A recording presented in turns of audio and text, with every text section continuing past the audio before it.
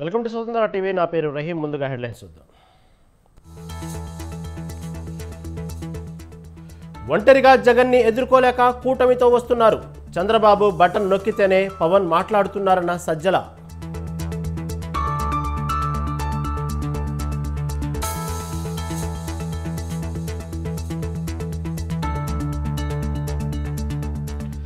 చంద్రబాబు ప్రచారానికి ప్రజల నుంచి స్పందన లేదు. తనపై చేసిన ఆరోపణలపై విచారణకు సిద్ధమన్న కాకాణి.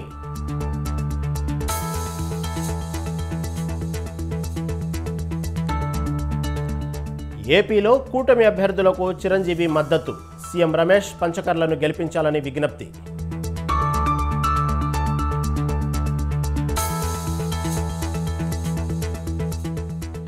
కేసీఆర్ దారిలోనే రేవంత్ వెళ్తున్నారు. కాంగ్రెస్ బీఆర్ఎస్ కవల పిల్లలన్న రఘునందన్ రావు.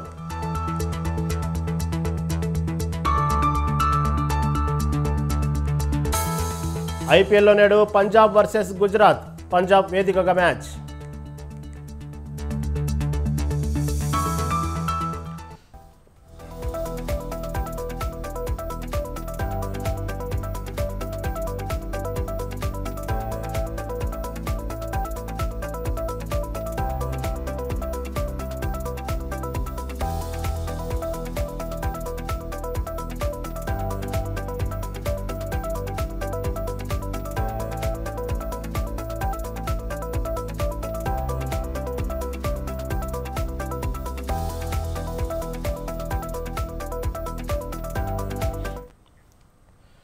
బ్రేకింగ్ న్యూస్ చూస్తున్నాం. మాజీ మంత్రి హరీష్ రావుపై మాజీ ఎమ్మెల్యే మైనంపల్లి హనుమంతరావు ఫైర్ అయ్యారు.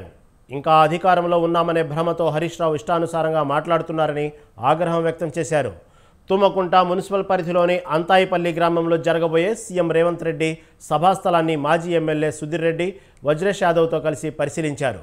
ఎన్నికల తర్వాత హరీష్ రావు చేసిన అక్రమాల చిట్టా విప్పుతామన్నారు. మల్లన్న సాగర్ కుంభకోణంలో బినామీల పేర్లతో పాస్బుక్లు సృష్టించి రిజిస్ట్రేషన్ చేసుకున్నారని ఆరోపించారు. సోనియా గాంధీ తెలంగాణ ఇచ్చిన తర్వాత బీఆర్ఎస్ను కాంగ్రెస్లో విలీనం చేస్తామని చెప్పి మోసం చేశారని గుర్తు చేశారు. రాబోయే ఎన్నికల్లో 15 ఎంపీ సీట్లు గెలవబోతున్నామని ఆశాభావం వ్యక్తం చేశారు. ఇంత ప్రచారం ఎప్పుడైనా చేసిరా పబ్లిసిటీ? ఇప్పుడు బీసీ బంద్ అన్నారు. బీసీ బంద్ ఎంతమందికి ఇచ్చారు? ఇదే మొక్కుబడికి 200, 300 కడుపుంటే ఒకరికి ఇచ్చారు. అంటే ఓన్లీ మొక్కుబడికి ఇవి ఇచ్చినామని చెప్తాను. పథకాలు గట్లుంటాయా? అందరు సమానంగా చూడాలి కదా. ఇవి మనం ట్యాక్స్ పేయర్స్, మన డబ్బులే కదా ఇచ్చేది. ఇచ్చినప్పుడు అందరు సమానంగా ఇవ్వాలి కదా. వాళ్ళు ఇష్టం ఉన్న వాళ్ళకి ఇట్లా ఏదో ఇచ్చినామని అది పబ్లిసిటీ. పవర్ హంగర్స్ అయితే రాహుల్ గాంధీయో, సోనియా గాంధీనో, ప్రియాంకనో ప్రైమ్ మినిస్టర్ అవుతుండే. 2 సార్లు మన్మోహన్ సింగ్ నే చేసే కదా. 34 ఏళ్ళు ఇప్పటికి ఏంటంటే ఇవాళ ఎకానమీ ఫ్లైట్ లో తిరుగుతాడు రాహుల్ గాంధీ. మనోళ్ళు స్పెషల్ ఫ్లైట్, కొత్త ఫ్లైట్ కొనేసే 10 ఏళ్లలో. ఉద్యమం ముందు ఏముండే పైసలు, ట్రాన్స్పోర్ట్ మినిస్టర్ ముందు ఏముండే పైసలు ఉండనా? పైసలు వెళ్తారా?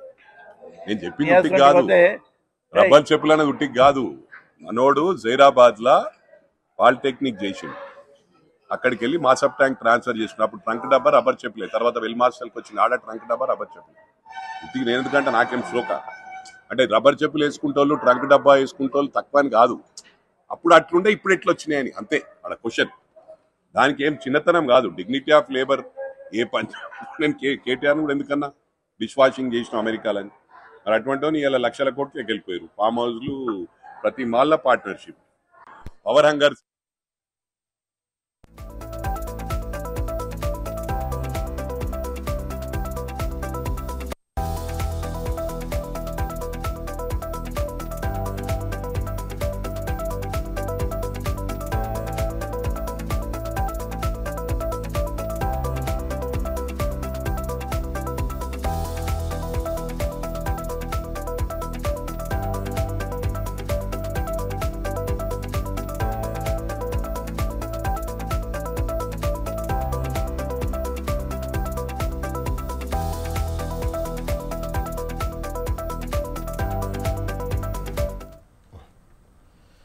బ్రేకింగ్ న్యూస్ చూస్తున్నాం. టీడీపీ ప్రధాన కార్యదర్శి నారా లోకేష్పై వైసీపీ అభ్యర్థి అనిల్ కుమార్ తీవ్ర విమర్శలు చేశారు. మంగళగిరి నియోజకవర్గంలో వెంకటరెడ్డి అనే వైసీపీ కార్యకర్తను కొట్టి చంపారని ఆరోపించారు. లోకేష్ పదే పదే రెడ్ బుక్ ఉందని చెప్పడంలోనే టీడీపీ స్వభావం ఏంటో అర్థమవుతుందన్నారు. కూటమి ప్రభుత్వం రావడం కాదు కదా, లోకేష్ గెలవడం కూడా సాధ్యం కాదన్నారు. పోతాడు రెండోసారి అని ఒక భయంతో ఈరోజు ఒక కార్యకర్తని ప్రచారంలో ఉండగా కొట్టి బ్రెయిన్ డెడ్ అయి చనిపోవడం జరిగింది. ఈరోజు రాష్ట్ర ప్రజలందరూ కూడా చూశారు. మంగళగిరి ప్రాంత ప్రజలందరూ కూడా ఒక్కసారి ఆలోచన చేయండి.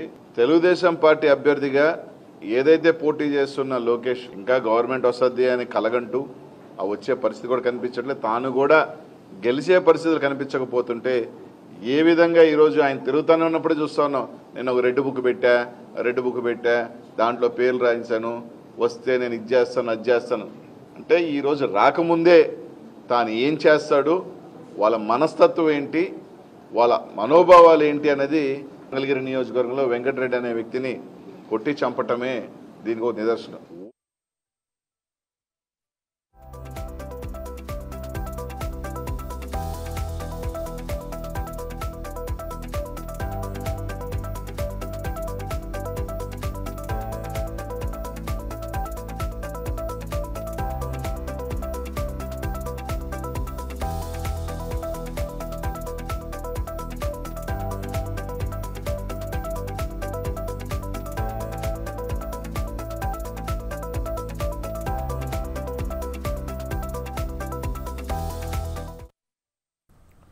బ్రేకింగ్ న్యూస్ చూస్తున్నాం. చంద్రబాబు అధికారం కోసం ఆరాటపడుతున్నారని ఏపీ ప్రభుత్వ సలహాదారు సజ్జల రామకృష్ణారెడ్డి అన్నారు.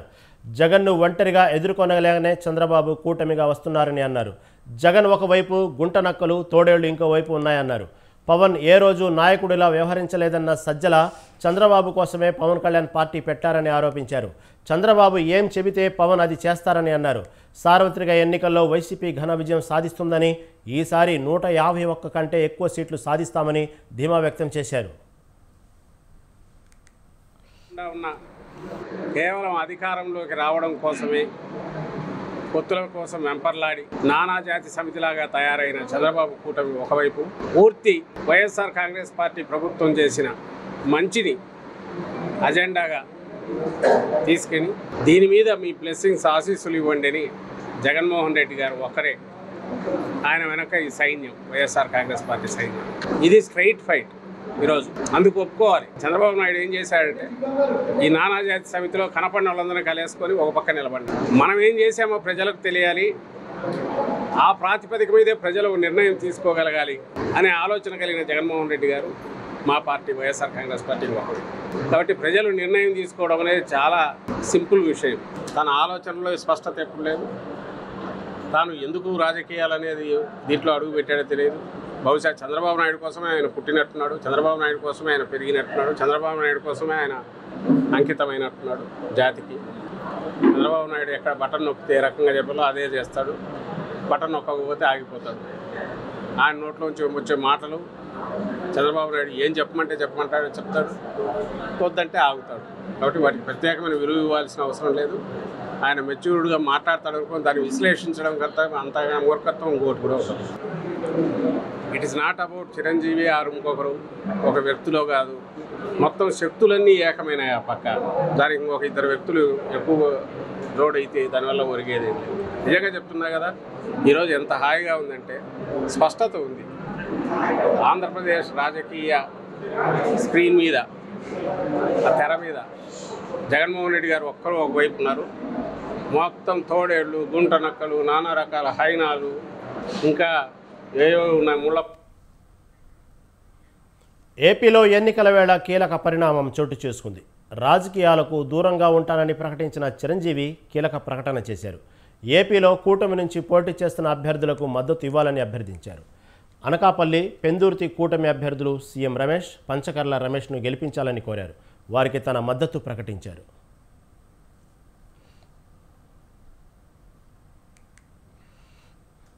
ఆంధ్రప్రదేశ్లో జనసేన, టీడీపీ, బీజేపీ కలిసి కూటమిగా ఏర్పడటాన్ని చిరంజీవి స్వాగతించారు.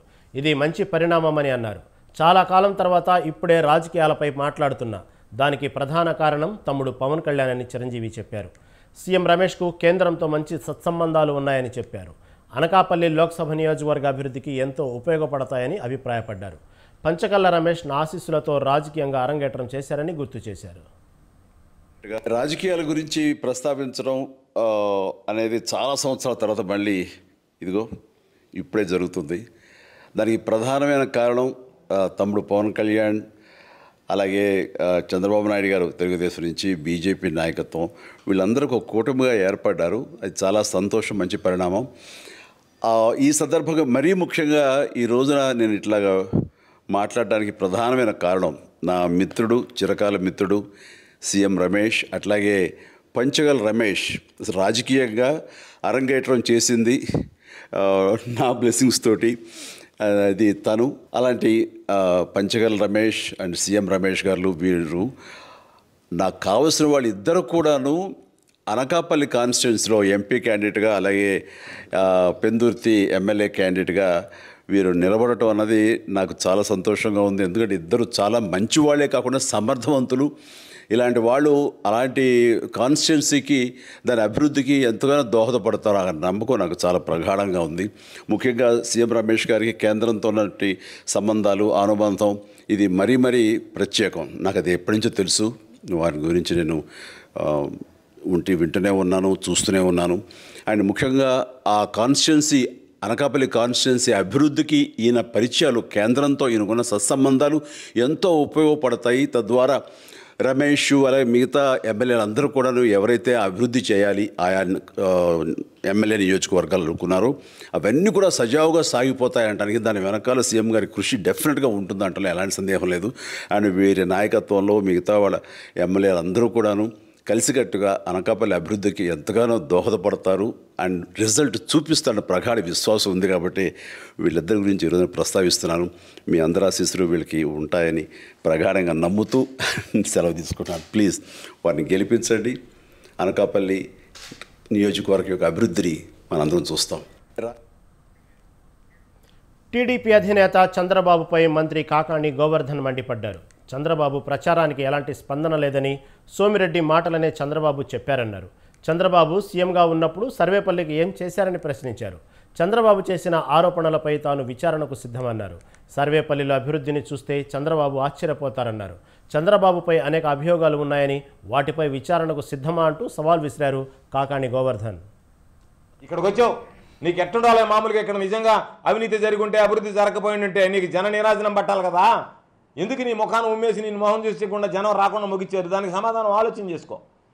దాని మీద ఫ్రస్ట్రేషన్లోకి వెళ్ళి నాకు జనం రాలేదు కాబట్టి అని నా మీద మండిపడ్డం, ముఖ్యమంత్రి గారి మీద మండిపడ్డం, జగన్మోహన్ రెడ్డి గారి కాలి గోటికి పనికొస్తుందా నీ అనుభవం, నీ వ్యక్తిత్వం, నీ మనస్తత్వం? జగన్మోహన్ రెడ్డి గారి కాలి గోటికి పనికొస్తుందా? ఈరోజు ఎస్ జనంలోకి వెళ్తున్నాం. పోయినసారి జగన్మోహన్ రెడ్డి గారికి అవకాశం ఇద్దాం, చూద్దామని చెప్పి ఓట్లు వేశారు. ఈసారి జగన్మోహన్ రెడ్డి గారు ఇచ్చారయ్యా, తీసుకున్నాం కదయ్యా, ఓటు వేయకపోతే ఎట్టయా? ఎవరు ఇచ్చారా ఎన్ని సంవత్సరాల దాని నుంచి మాట్లాడేటువంటి పరిస్థితి ఉంది. నువ్వు పెద్ద అనుభవజ్ఞుడు అని చెప్పి నీకు మొగ్గు చూపించారు. నీ అనుభవం ఏంటంటే మొత్తం రంగరించి 2014 నుంచి 2019 దాకా రంగరించుకొని నేకిపోయినారు మొత్తం ఆంధ్ర రాష్ట్రం అంతా. అందుకని తమ అనుభవం చాలాయా అని చెప్పి తమను పక్కన పెట్టి జగన్మోహన్ రెడ్డి గారికి అవకాశం ఇచ్చారు. మరలా చెప్తున్నా, నా అనుభవం, నేను ఏమన్నా కొత్తగా ముఖ్యమంత్రి అవుతున్నా, నేనైతే చేస్తాను దానికి ఇంతవరకు ముఖ్యమంత్రిగా పనిచేయలేను. మేమంతా సిద్ధం బస్సు యాత్రతో సీఎం జగన్ ఎన్నికల ప్రచారంలో దూసుకుపోతున్నారు. జగన్ చేపట్టిన మేమంతా సిద్ధం బస్సు యాత్ర 20వ రోజు కొనసాగుతుంది. ఉదయం చిన్నయ్యపాలెం ప్రాంతం నుంచి సీఎం జగన్ బస్సు యాత్రను ప్రారంభించారు.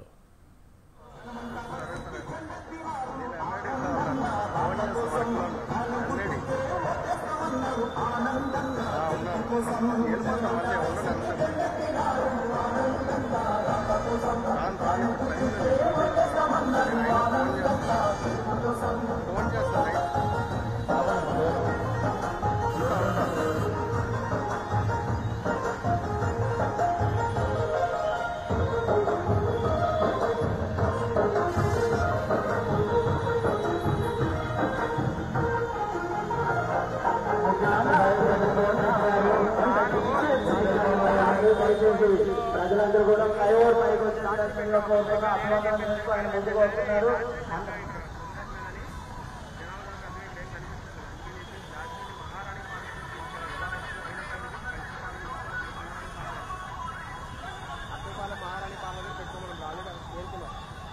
కంచరపాలెం మెట్టు దగ్గర నాయుడు ఉన్నాడు ఆల్రెడీ. జాతి ప్లస్ ఢిల్లీ కూడా అక్కడ ఉంది. అలాగే అలాగే కంచిపాలెం పెట్టిన తర్వాత వచ్చేటప్పటికి దొండపర్తి, కాకిపాలెం, దొండపర్తి తర్వాత మహారాణి పార్లర్, అకేపాలెం మహారాణి అదొకటి ఇంపార్టెంట్. రాత్రి ఉంటుంది ఓకేనా. హనుమంత్ బాగా దగ్గర ఉండదు రాత్రి లేట్ కాబట్టి.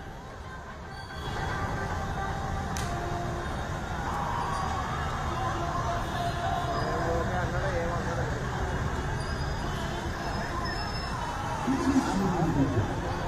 పేద విద్యార్థులు కూడా ప్రపంచ స్థాయిలో పోటీ పడేలా వారిని గ్లోబల్ సిటిజన్లుగా తీర్చిదిద్ది అన్ని ప్రభుత్వ పాఠశాలల్లో ప్రాథమిక స్థాయి నుండి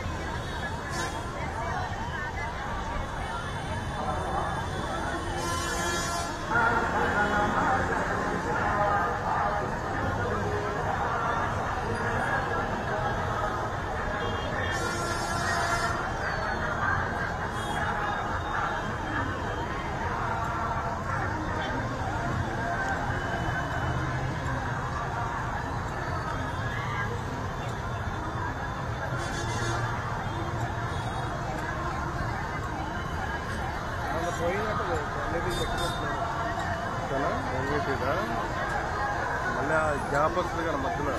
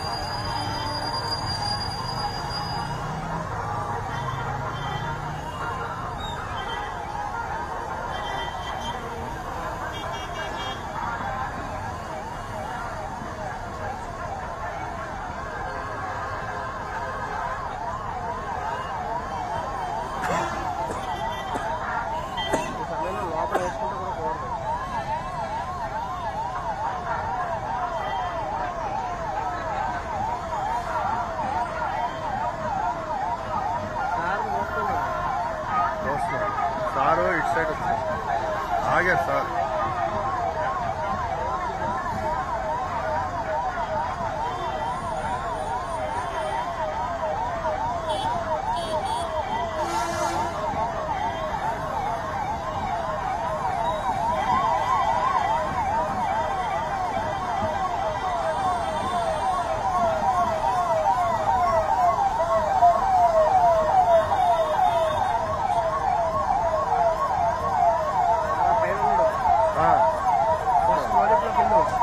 అంతేనా ఫుల్ జూమ్ అనేది, ఫుల్ జూమ్ ఇది అంతకంత రాదు.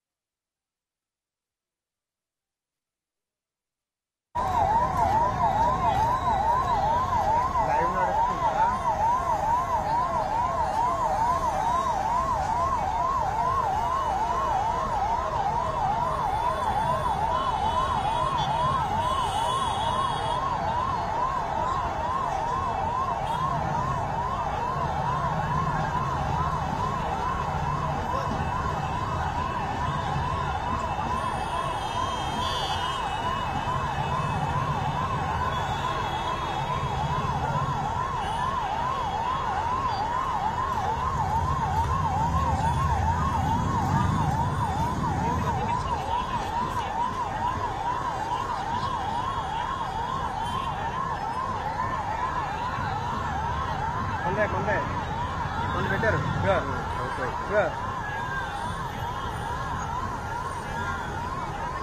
మందే కదా, మందే మందే.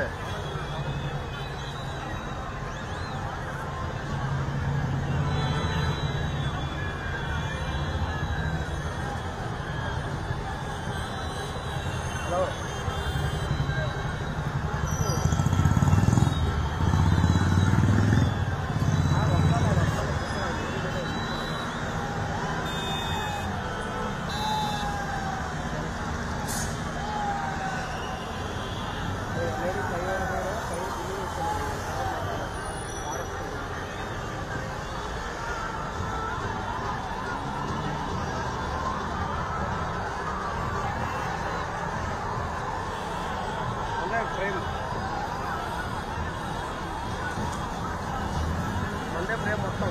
Okay okay.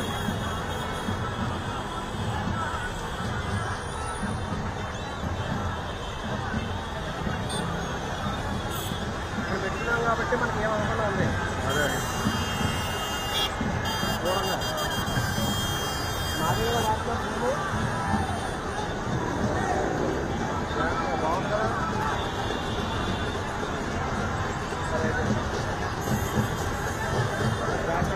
మాదే ఇది రాష్ట్రం కాదు, మాదే రాష్ట్రం లేదు కదా. మా పోతుంది నేను ఇస్తున్నా కదా, అది సేమ్.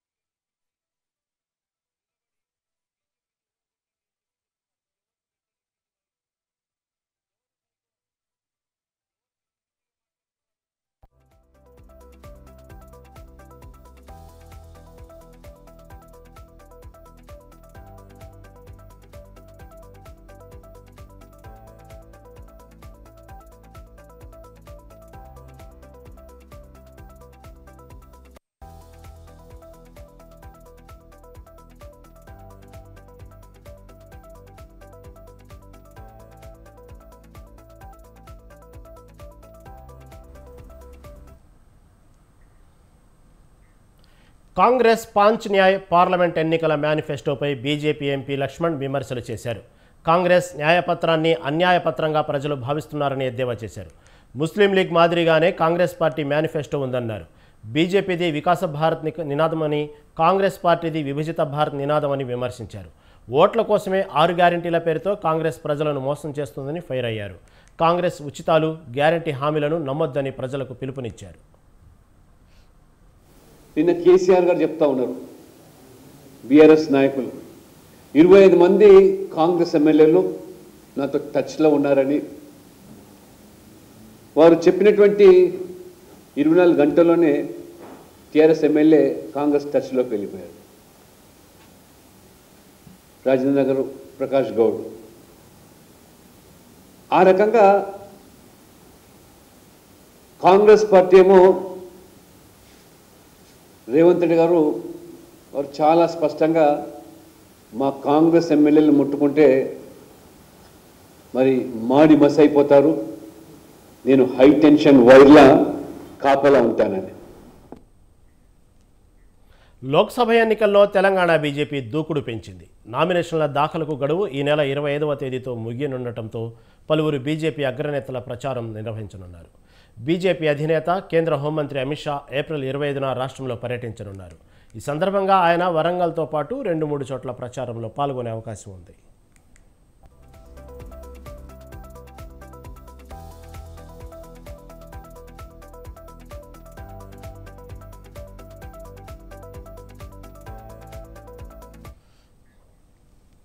రాష్ట్రంలోని 17 ఎంపీ స్థానాల్లో పార్టీ నిర్వహిస్తున్న ప్రచారం, ప్రజలకు చేరువయ్యేలా అమలు చేస్తున్న కార్యక్రమాలు, పోలింగ్ బూత్ స్థాయిలో జరుగుతున్న పనులు, ఎన్నికలకు సంబంధించిన ఇతర అంశాలపై ఆయన సమీక్షించనున్నట్లు తెలుస్తోంది. రాష్ట్ర పర్యటనకు వస్తున్న రాష్ట్ర పార్టీ ఇన్ఛార్జి సునీల్ బన్సాల్ వివిధ సభల్లో పాల్గొంటారు. ఎన్నికలకు పార్టీ సిద్ధమవుతున్న తీరు, క్షేత్రస్థాయిలో జరుగుతున్న ప్రచారంపై ఆయన సమీక్ష నిర్వహించనున్నారు. ఈ నెలాఖరులో లేదా మే మొదటి వారంలో ప్రధాని మోడీ రాష్ట్రంలో పర్యటించనున్నట్లు తెలుస్తోంది.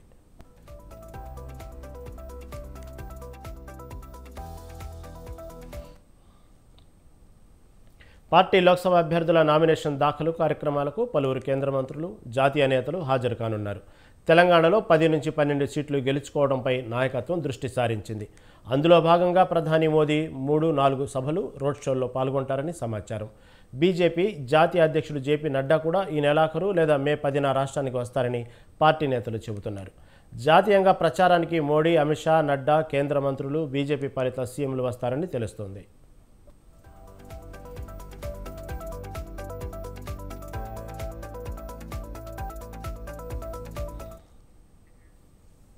ఇవి ఇప్పటివరకున్న అప్డేట్స్. మరిన్ని అప్డేట్స్ కోసం చూస్తూనే ఉండండి స్వతంత్ర టీవీ.